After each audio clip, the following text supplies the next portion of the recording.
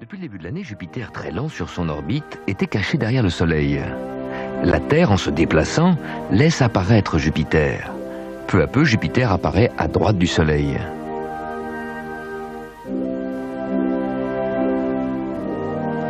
Voilà pourquoi on voit Jupiter tôt le matin, avant l'aube. Jupiter se lève avant le Soleil. Puis le Soleil se lève, illumine l'atmosphère qui devient comme un filtre bleu et nous cache planètes et étoiles. Au cours de la journée, le Soleil parcourt le ciel de gauche à droite.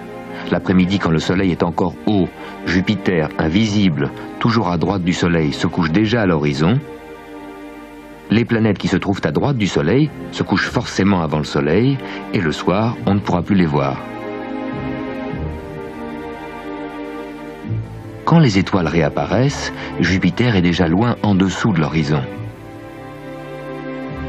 Mais en automne, Jupiter sera passé à gauche du Soleil.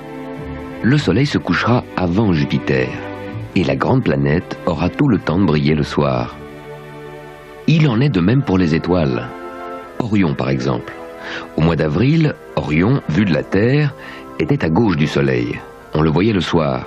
Puis la Terre poursuit son parcours autour du Soleil, et le Soleil se glisse entre la Terre et Orion. À ce moment-là, Orion traverse le ciel, invisible, caché dans l'éclat du Soleil. Puis la Terre se décalera encore du Soleil, et à l'automne, Orion passera à droite du Soleil.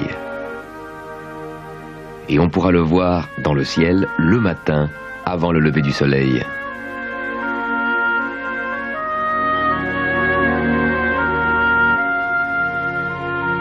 N'oubliez pas, tout ce qui est à droite du Soleil, la Lune, les planètes, les étoiles, bref, tout ce qui est à droite, est visible le matin.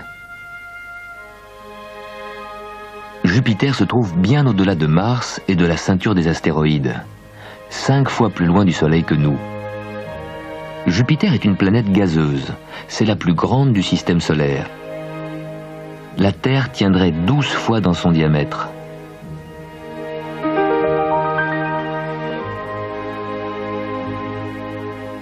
Prenez des jumelles, vous verrez 4 petits points alignés à droite et à gauche de la planète. Ce sont les 4 plus grands satellites de Jupiter, les lunes galiléennes, découvertes par Galilée en janvier 1610. Encore fallait-il comprendre que c'était des lunes. À une époque où la plupart des gens s'imaginaient les étoiles et les planètes fixées à une voûte céleste, Galilée était le premier à utiliser une lunette astronomique pour observer le ciel. Galilée remarqua que les 4 petits astres changeaient de place toutes les nuits. En les observant, il comprit qu'ils ne pouvaient pas glisser sur la surface de la voûte céleste et qu'une telle surface n'existait pas. Les 4 petits astres tournaient autour de Jupiter, comme la Lune autour de la Terre. Ils évoluaient dans l'espace. Galilée découvrait un ciel en 3 dimensions. Et nous en profitons aujourd'hui encore.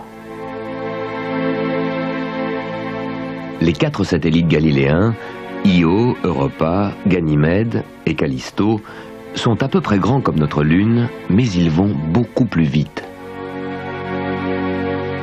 La Lune met 4 semaines pour faire le tour de la Terre. Les satellites galiléens font le tour de Jupiter en quelques jours, alors que Jupiter est 1000 fois plus volumineuse que la Terre. Le plus rapide des satellites, c'est Io. Il fait le tour de Jupiter en 1 jour et demi. C'est le seul astre, en dehors de la Terre, où l'on a observé des éruptions volcaniques. Autour de Jupiter, il fait moins 200 degrés. La lave est éjectée à 400 degrés. Et quand elle retombe sur le sol, elle change constamment la physionomie du satellite Io. Jusqu'en 1999, au printemps, vous pouvez voir Jupiter le matin. Vous verrez les 4 satellites de Jupiter, parfois 3 petits points à droite et un seul à gauche. Le lendemain déjà, la situation sera inversée. Vous verrez un seul satellite à droite de Jupiter et 3 satellites à gauche. Et le jour suivant, tous les 4 à droite. Avec les jumelles, vous voyez que les 4 satellites sont alignés en biais. En fait, ils sont bien dans le plan des planètes et du Soleil. Mais c'est l'axe incliné de la Terre qui les fait apparaître sur une ligne inclinée. Inclinée par rapport à notre horizon est, là où Jupiter se lève. Quand on verra Jupiter à l'ouest, les 4 petits points seront sur une ligne descendante, vers l'ouest, là où Jupiter se couche.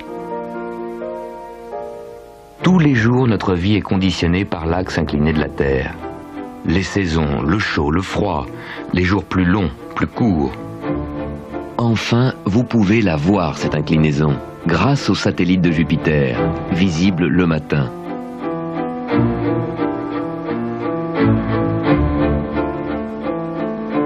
Les soirs, vous pouvez suivre la Lune qui passe d'une planète à l'autre. À la veille de ces conjonctions, la Lune est à peu près à une largeur de main à droite de la planète. La Lune ne rencontre pas vraiment les planètes. La Lune est toute proche de nous, les planètes sont beaucoup plus distantes. Mars, par exemple, est 300 fois plus éloigné.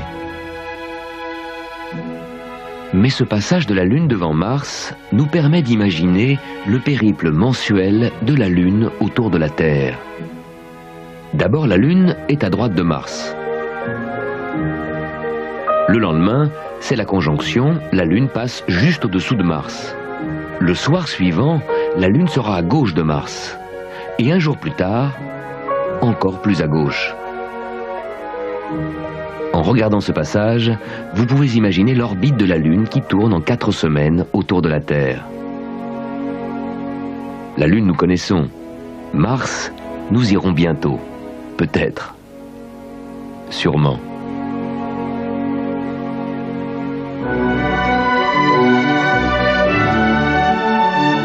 La semaine prochaine, vous avez les meilleures chances d'apercevoir Mercure, la planète la plus proche du Soleil.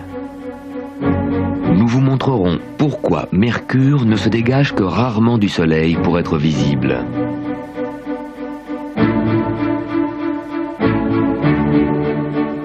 Nous vous ferons passer une longue journée très chaude et une longue nuit très froide sur cette petite planète qui tourne si vite autour du Soleil, mais si lentement autour de son axe, que le Soleil parfois remonte avant de se coucher.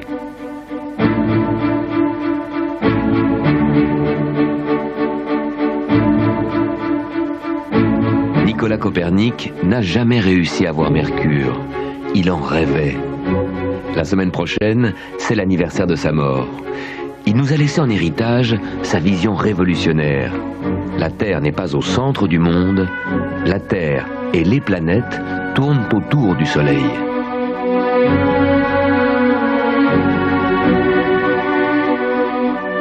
La vision de Nicolas Copernic et les calculs de Johannes Kepler permettent aujourd'hui d'aller sur la Lune et bientôt sur Mars.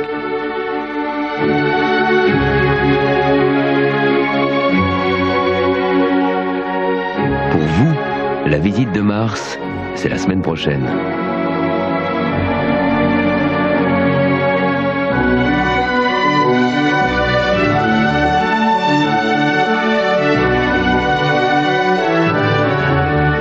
Bon voyage, tous sur orbite.